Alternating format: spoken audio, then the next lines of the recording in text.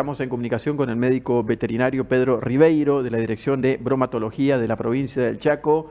Doctor, ¿qué tal? Muy buenas noches. Liliana Sepúlveda y Miguel Alegre los saludamos desde Norte Grande Federal. Muy buenas noches, Miguel, Liliana, ¿cómo están? Un gusto en poder participar en este espacio y comentarle un poquito de la información sobre el tema del síndrome urémico hemolítico. ¿De qué se trata esta enfermedad, doctor, como para comenzar? Bueno, esta es una enfermedad que tenemos que conocer el agente que causa esta enfermedad es una bacteria patógena que es conocida con el nombre de Escherichia coli, ¿sí? Para hablar un poco de las medidas preventivas, tenemos que también conocer dónde vamos a encontrar estas bacterias y cómo son las vías de transmisión, digamos, desde el reservorio a las personas, ¿no? El principal reservorio o fuente de contaminación, también conocido, son los animales, ¿sí? Acá entra un rol importante lo que es el animal de la especie bovina, ¿sí? Por la costumbre que tenemos nosotros en el consumo de carne de esta especie. Pero también se lo encuentran en el tracto digestivo de otras especies también, ¿sí? Al ser este animal el reservorio, que los vamos a encontrar en la materia fecal, esa bacteria, la Escherichia coli, contamina el alimento, la carne, en el momento de la faena, ¿sí? Nosotros lo vamos a encontrar cuando se hace una faena a establecimientos que no están habilitados o hay una mala práctica en el momento de la faena. Esa bacteria contamina, ¿sí?, el alimento a través de la materia fecal, ¿sí? Entonces esa carne, ese alimento ya está contaminado y sigue todo el proceso de comercialización y va a llegar a la carnicería, ¿sí? Ahí donde juega un rol importante y que tenemos que hablar de la importancia de lo que es la carne molida, ¿sí? Hasta que ingresa a la carnicería, esa bacteria la vamos a encontrar en la superficie de la carne, ¿no es cierto? Entonces nosotros al momento, por ejemplo, de comprar o de consumir una carne que no sea una carne molida, una carne fresca, un corte, por ejemplo, un lomo, nosotros con la cocción, ¿sí?, con una cocción que debe superar los 70 grados, nosotros nos aseguramos la eliminación de esa bacteria.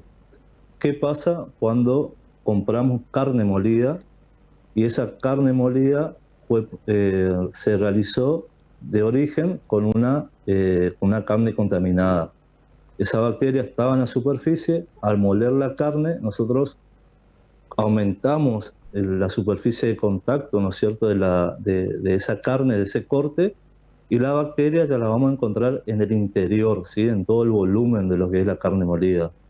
Ahí nosotros compramos esa carne molida como consumidor, vamos a nuestros hogares o a otros establecimientos gastronómicos, generalmente se hace la hamburguesa casera, ¿sí?, y al momento de la cocción es más difícil que las bacterias que se encuentran en el interior de la hamburguesa alcance la temperatura ideal, que es 70 grados, entonces esa hamburguesa a ser consumida cruda, con la bacteria presente, ahí empieza la sintomatología, digamos, en las personas, ¿sí? Eso es una de las vías más comunes y de alto riesgo del alimento de la carne, ¿sí? Está bien. Pero, sí, Sí, pero doctor, sí, sí, lo también escuchamos. sí, también te quería comentar que hay otros alimentos, ¿sí?, que también tenemos que tener cuidado, por ejemplo el agua, ¿sí? El agua también puede ser que esté contaminada, ¿sí?, por excrementos de animales.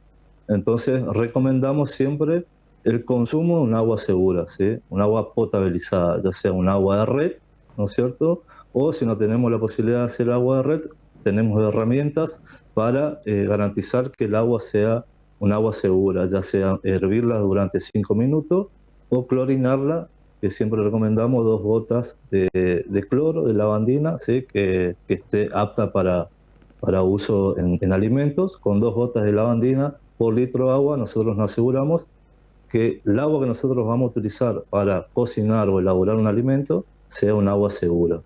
También tenemos que tener en cuenta los lácteos, ¿sí? Siempre nosotros recomendamos el consumo de lácteos autorizados por una autoridad sanitaria, ¿sí? Ya sea desde las bromatologías provinciales, donde nosotros otorgamos registros que son, como te decía, números que identifican que un alimento sea apto para consumo humano, o también tienen la habilitación de SENASA, ¿sí? Eso nosotros nos estamos garantizando que ese alimento es apto para consumo humano, ¿sí? Evitar el consumo de leche directa, digamos, que es una costumbre, sobre todo en el interior, la elaboración de alimentos, de quesos artesanales, ¿sí? Sobre todo los quesos cremosos, ¿sí? Son alimentos que nosotros consideramos de altos riesgos. Está bien. El otro Doctor, alimento también que... sí, Sí, perdone, doctor. ¿También puede estar presente en frutas y verduras?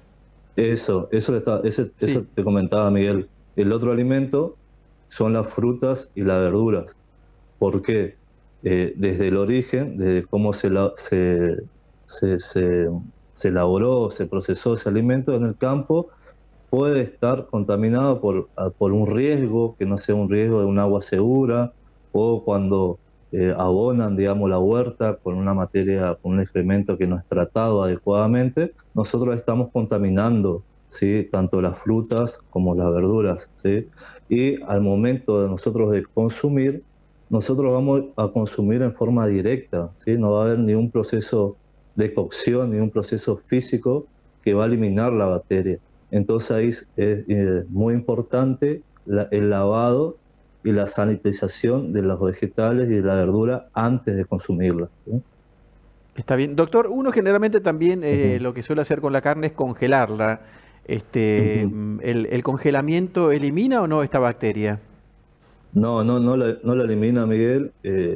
Lo que hacemos nosotros al congelarla, si la bacteria está presente, es disminuir o frenar el crecimiento de la bacteria, ¿sí? Sí. Pero una vez que nosotros descongelamos, ¿sí? Para consumirla, y ese alimento está contaminado y no hacemos una cocción como te comentaba antes, es una vía de transmisión, digamos, de la bacteria. Está bien. Doctor, ¿qué tipo de síntomas puede presentar la persona ante una situación de estas características? Bueno, los primeros síntomas, digamos, que se observan en las personas enfermas son diarreas, generalmente son diarreas sanguinolentas, vómitos, ¿sí? Eh, y fiebre en algunas ocasiones. Eh, esta enfermedad empieza con este cuadro y después un porcentaje termina en lo que es un síndrome urémico hemolítico, ¿sí? Perdón. El 10% de las personas avanzan hacia el síndrome, ¿sí? Y ahí empieza el cuadro más grave de la enfermedad, donde hay un compromiso renal y de la sangre, ¿sí? Tanto ocasiona una anemia muy agresiva y al nivel renal que puede ocasionar la insuficiencia renal de por vida. Está bien. Doctor, generalmente, por lo que uno lee, Ujú. ataca esencialmente a niños. ¿Por qué se da Exacto. esto? Nosotros siempre en capacitaciones, en promociones que hacemos de la dirección, hay que conocer también que hay poblaciones más vulnerables, ¿sí? O personas con mayor riesgo de enfermedades transmitidas por alimentos, que son la población de chicos menores de 5 años, ¿sí? En esta población de riesgo es porque el sistema inmunológico, digamos, que nosotros tenemos en el cuerpo, en este grupo etario no está tan desarrollado, ¿sí? Como por ejemplo el pH, el jugo gástrico que nosotros tenemos en los estómagos, los movimientos peristálticos, que son todas barreras naturales que el ser humano tiene y lo va Sí. desarrollando según cómo va avanzando la edad, ¿sí? A los chicos menores de 5 años, esas barreras no están desarrolladas, ¿sí? Entonces son más propensos, digamos, a la enfermedad.